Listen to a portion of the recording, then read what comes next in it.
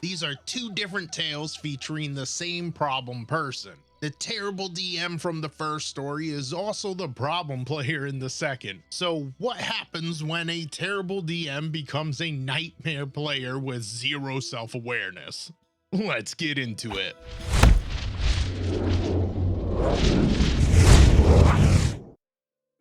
The campaign has a never after theme, which is basically fairy tales with a dark twist.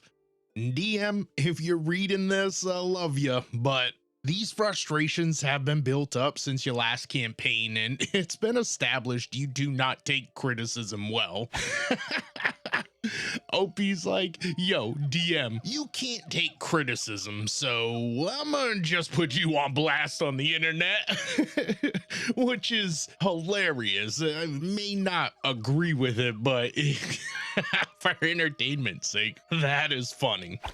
The party consists of Robin Hood, me, King Arthur, a paladin, Merlin, a wizard, Pinocchio, a cleric, Olive, a made-up son of a Greek hero, and the 7 dwarves. This is a PC that had dissociative identity disorder that presented as 7 brothers. This was formerly known as multiple personality disorder. Now, sidebar, if you're gonna have something like this in your games, or if you want to play a character like this that is suffering from a real world disorder, the way I look at it, just in my opinion, personally, make sure you do your research, be respectful, and don't make it a joke. At the very least, make sure everybody is cool with you playing a character like that, I suppose. That's just my 2 cents.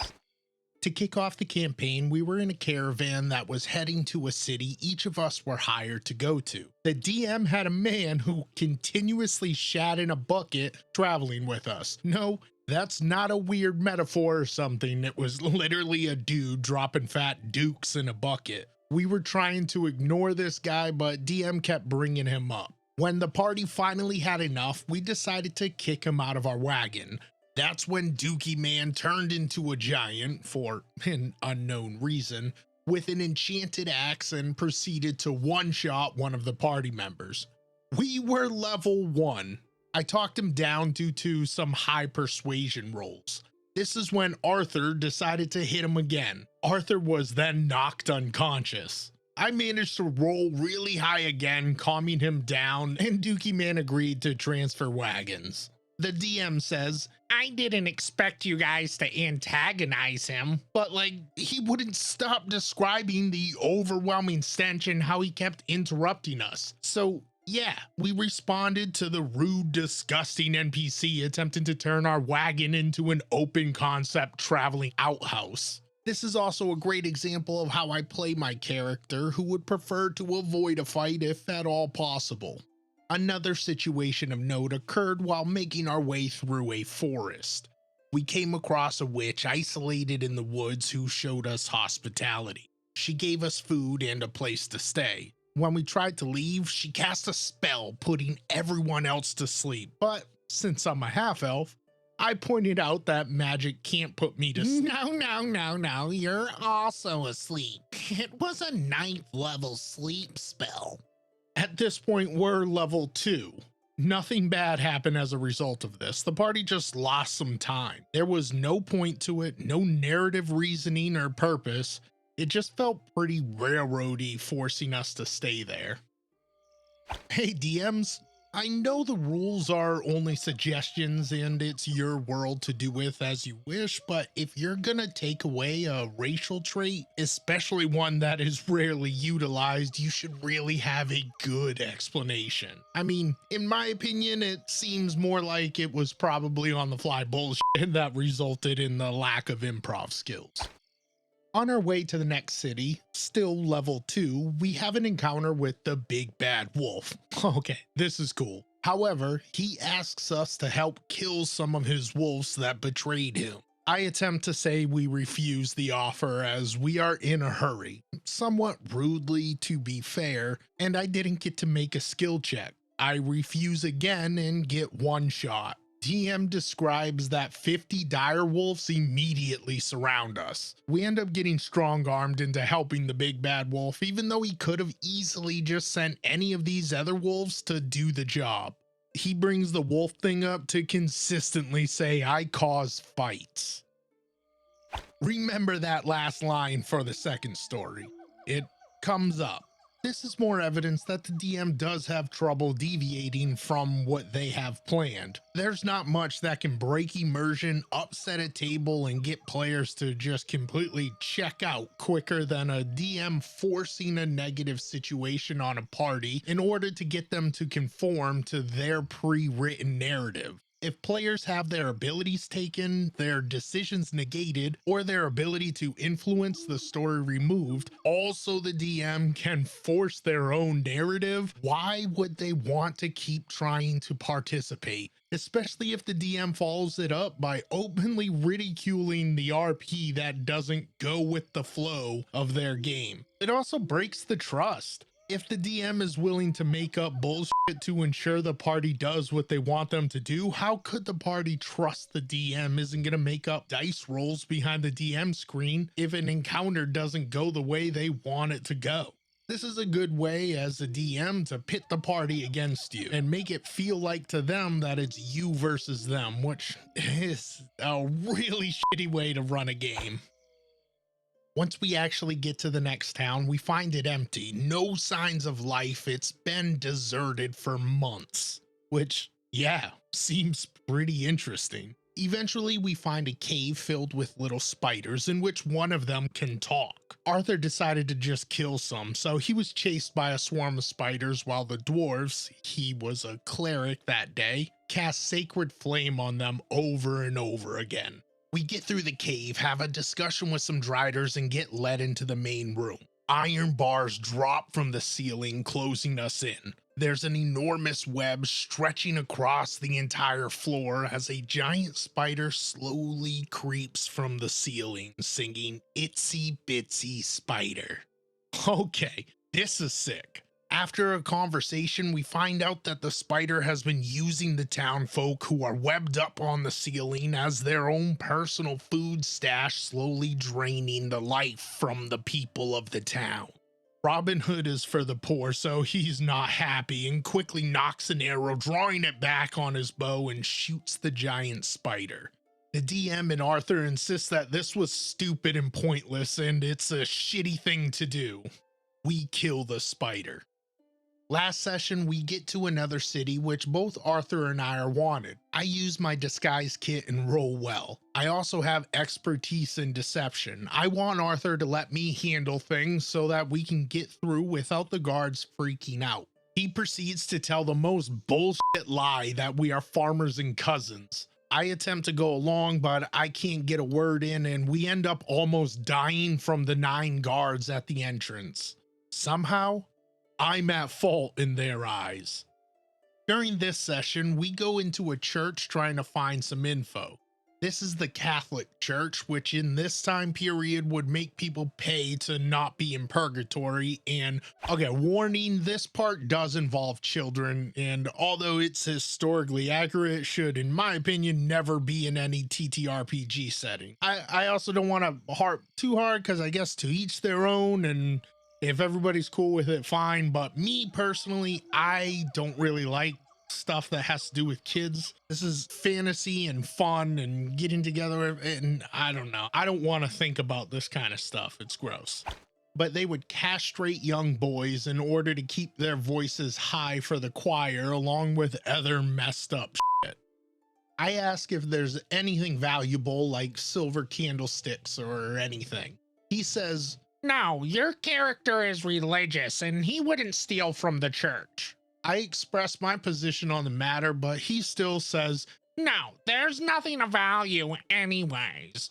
So we walk in and he describes that we see poor children. I end up giving a gold piece to one of the poor kids, thinking, hey, it's a good deed and I can spare it. I then get rushed by 90 kids that chase me across the city. This is bullshit. I basically got removed from a plot important scene because I'm not going to hurt 90 poor kids that for some reason are trying to attack me. The session is still currently going on and I'm writing this still not talking. This DM checks off a lot of boxes on the terrible DM scorecard. I mean, of course, he has the railroading, retaliating, openly ridiculing players for role playing when it doesn't fit his narrative. He creates an environment where it's the DM versus the party, and the inability to take constructive criticism. If you have a DM that can't take constructive criticism to the point that you can't discuss aspects of the game that are making it less enjoyable, then I'd suggest politely backing out. When you have problems without any kind of communication, it will quite often lead to resentment, and resentment will lead to less and less fun at the table.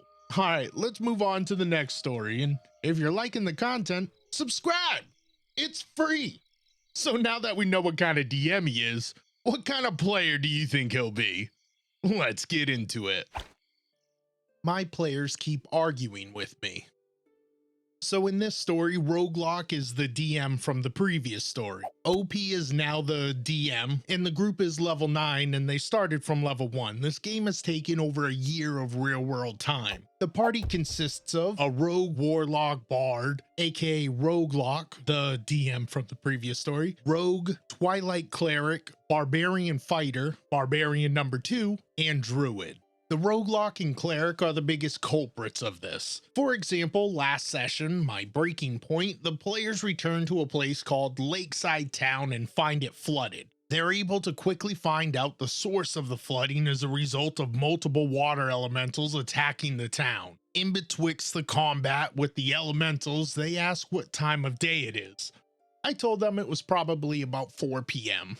They proceeded to argue that it would be sunset with the logic that it's winter. Yeah, but our sun sets at like 8.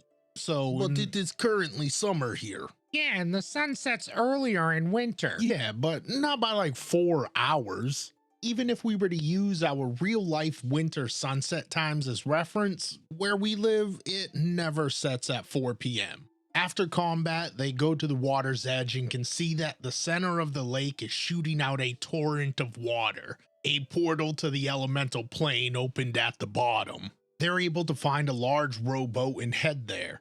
This is when the druid unfortunately had to go back to his in real life house for a bit. It was for valid reasons, and they said they'd be right back. After a while, they get into combat with a high power crocodile that I found called a Drocodile. It has an attack that grapples a creature if you are hit by it, but it has a low escape DC. They call bullshit and try to make an acrobatics check or something in order to get away from it. I say no, but they continue to push more and more. After a round or two, their boat is broken and I try to do the bile spit attack. It's similar to a black dragon's breath weapon. They immediately call bullshit again, saying it would just disperse in the water. I get pissed because Roguelock is talking to me like I'm a child / moron, so I say, you know what?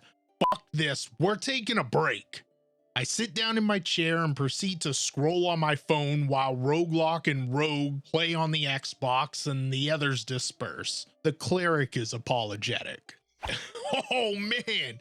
The audacity of this Roguelock. After a railroad job full of nonsensical bullshit, he's over here trying to rules lawyer and argue about this game being bullshit. Ooh, the audacity of this dude.